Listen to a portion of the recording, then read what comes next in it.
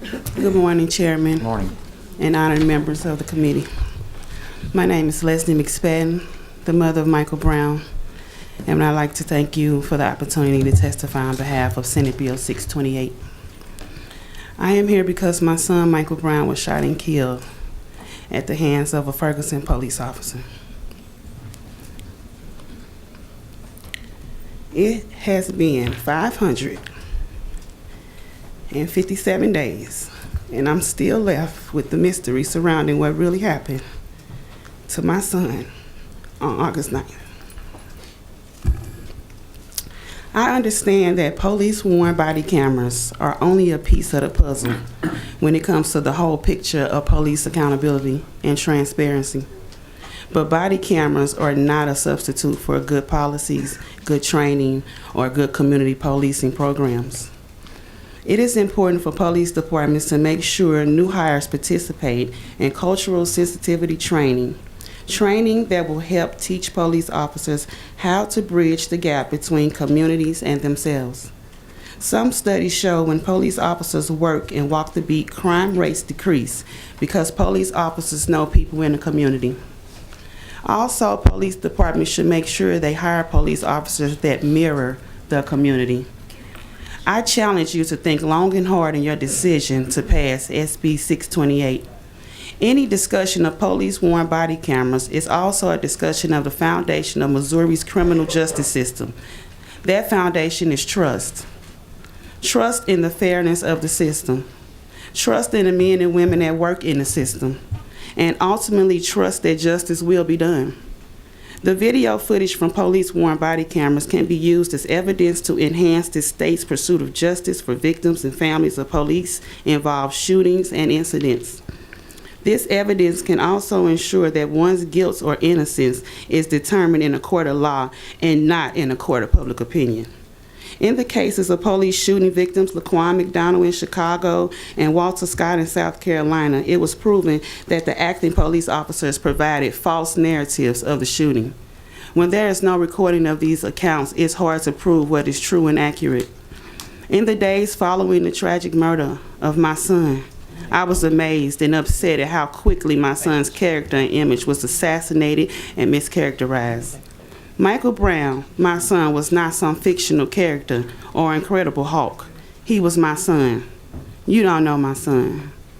He was an animal lover. His first dog's name was Spike. His favorite foods were everything except for turkey. From the day he was born, I captured all of those special moments in his life.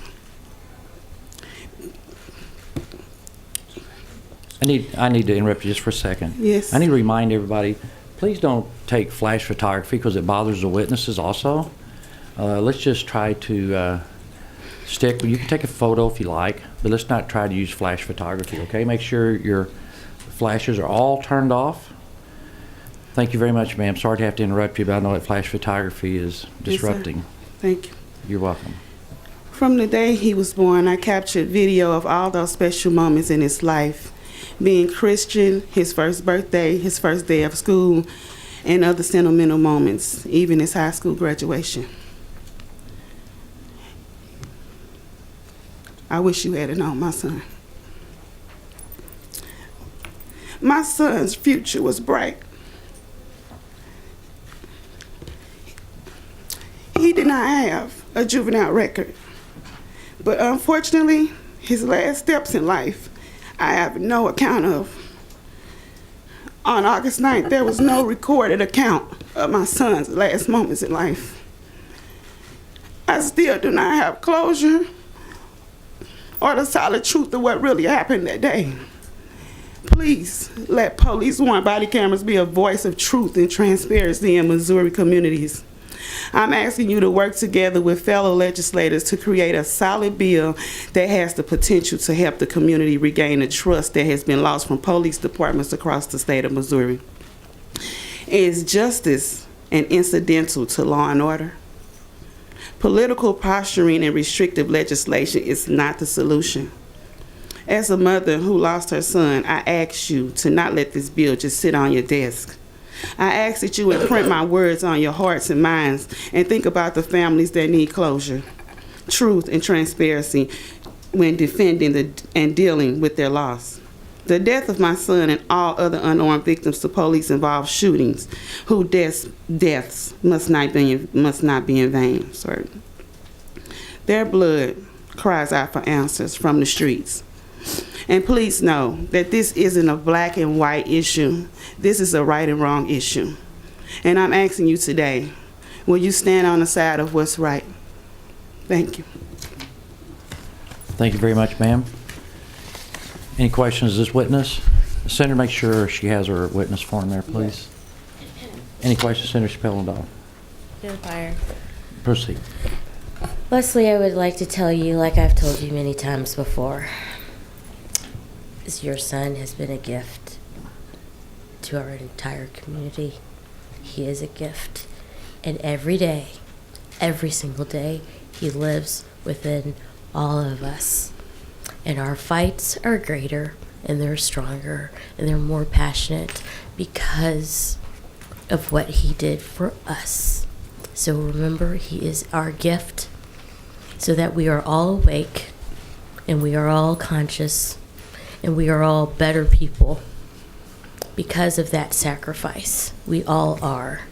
And don't you ever forget that he lives within all of us, and he has changed our world. And I am so sorry, as I have said, for your loss.